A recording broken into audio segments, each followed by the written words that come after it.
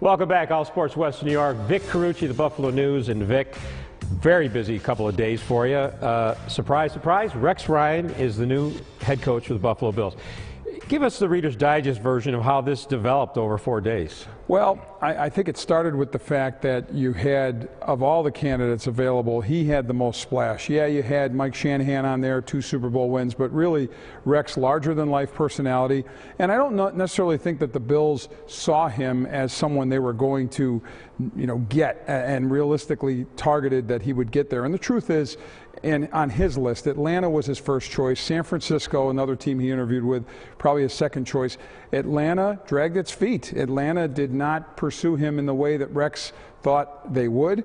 Atlanta was a team about 7 years ago that he had thought he was going to have a job with. Then they hired Mike Smith. So he didn't want to be burned by them twice. He loved the way, I think this was the real key, he loved the way the Bills, represented by Terry and Kim Pegula, Russ Brand and Doug Whaley, how they embraced him, how they made him feel like they really wanted him. And I think that feeling of being wanted really was the tipping point, along with the fact that they put together a contract that is more than any Bills coach in history has been paid, $5.5 million a year over 5 years. Why is this a good move, Vic, in your opinion? Well, I think it's a good move because you have someone who's familiar with the division, someone who has a strength. Some of these other coaches, now you say, well, they're offensive coordinators who do well with what they're doing, but in their particular side of the ball, but you don't know how they function as a head coach. Rex has been a head coach of a team that's gone to back-to-back AFC championship games, and he did it really without any good quarterbacking, to say the least. Mark Sanchez, a very mediocre guy, and he does know defense. Now, the Bills have been successful in that area, but it still matters to have someone with the aggressive concept and scheme. I think he'll also bring something that this team needed. Someone in whom the players could believe. That was not the case with Doug Marrone. Now, is it important that players love their coach or want to go through the proverbial brick wall for their coach? No, but in the case of the Bills, players were really down on this guy, didn't believe in him, didn't feel any sense of connection or motivation. Rex has a way with players. He gets them to believe in his program, to believe that he's behind them, with them. And there was a survey, I want to say Sports Illustrated did it several years back.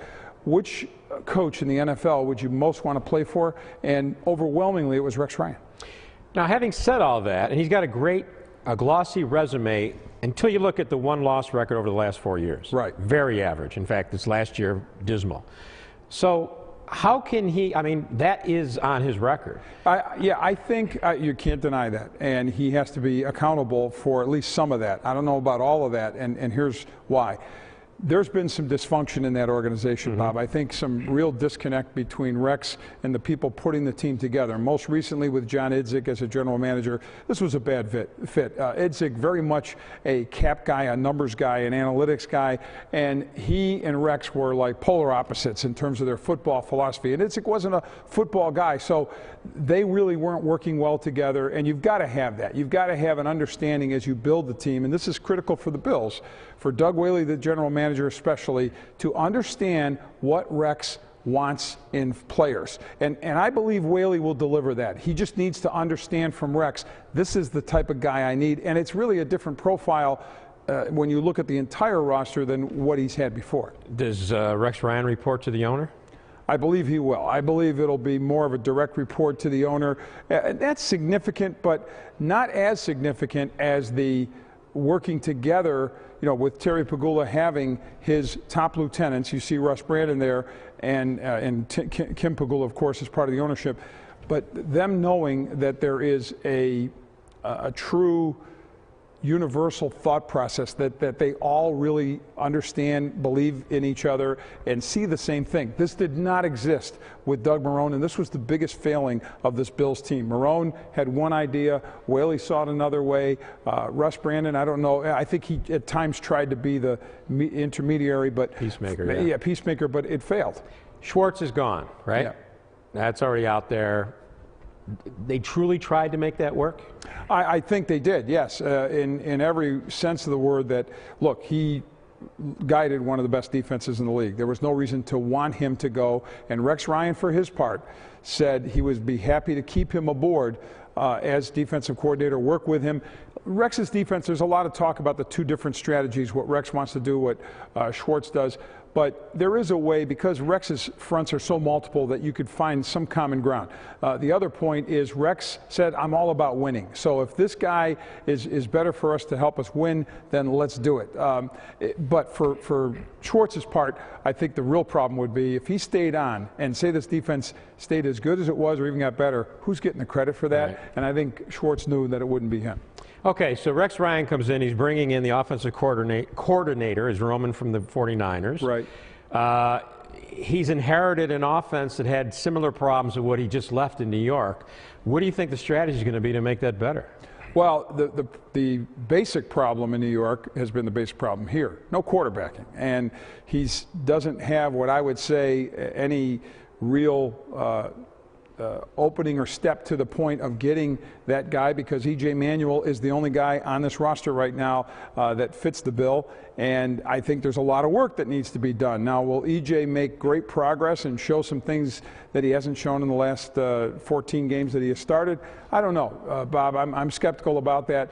I think for Rex's part, he's still more interested in having the strong defensive foundation that will carry things. I know he wants to build a power running game, and that's what Greg Roman is here for. Greg Roman had big, physical, the Mauler-type offensive linemen in San Francisco that allowed Frank Gore in that running game to be successful, and that was the core. Now you're looking at Colin Kaepernick, and had Colin Kaepernick succeeded, he did succeed. Roman had worked with him pretty well, but this past year his game declined, and Colin Kaepernick wasn't reading defenses as well, wasn't as effective as he had been. He's more of a runner than a thrower.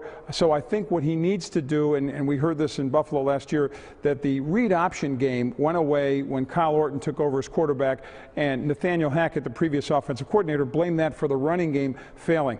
Look for the Bills to go back to that read option. That's something Greg Roman did with Colin Kaepernick. He will do that with E.J. Manuel or whomever is playing quarterback for the Bills. That should help the running game. Do you think the Pagulas are still going to try to bring in a football guru for this franchise? I don't anticipate that. I think the one attempt to do that was made with Bill Polian. He turned them down. The situation wasn't right for him. So they moved on, and they invested heavily in Rex Ryan. And again, I don't think the salary that he's getting, even though it's more than any Bills coach has ever been paid, reflects that he suddenly is sort of like the coach/guru. That's not a role Rex Ryan really wants. He wants to work with the people to get personnel. He'll describe for them what he needs, but he doesn't want to do the overall legwork to acquire personnel. He wants to just be the coach. Somebody's got to be advising the Pagulas. Well, I think they've worked pretty much within the framework of Doug Whaley and Russ Brandon, who were part of the search. And really, when all things were said and done, when the Pagulas signed off on Rex Ryan being the head coach, they moved aside and let Russ Brandon handle the negotiations, with Whaley, of course, being part of it. But Russ really oversaw the final signing of Rex to be head coach, and that was a big job. There were a lot of layers to it. It wasn't easily accomplished. It took many hours to get done. But it tells me that the Pagulas trust Russ Brandon to be their big chief business guy. So ironically, in a strange way, this ended up being an endorsement for Russ Brandon, who just 3 weeks ago really wasn't sure what his future was. And Doug Whaley, same thing. Right. I think they found a way, at least for now, to try to make it work with what they have, and then the key will be to make it work with Rex Ryan. Vic, I appreciate you coming in. Sure. I know you've been running around like crazy. Nobody does it better, and it'll be interesting Wednesday to see Rex Ryan address the media. I'm looking forward to that. Oh, man. And, the enshrinement will begin, because there's a lot of Buffalonians who are going to love seeing him on the Bills sideline. No question about it. He's going to make it interesting and fun. We'll see if there's more wins, Bob, but it's going to be fun. We'll be back with Steve Manson, the hockey man. We'll be talking Dominic Hasek and the Sabres right after this.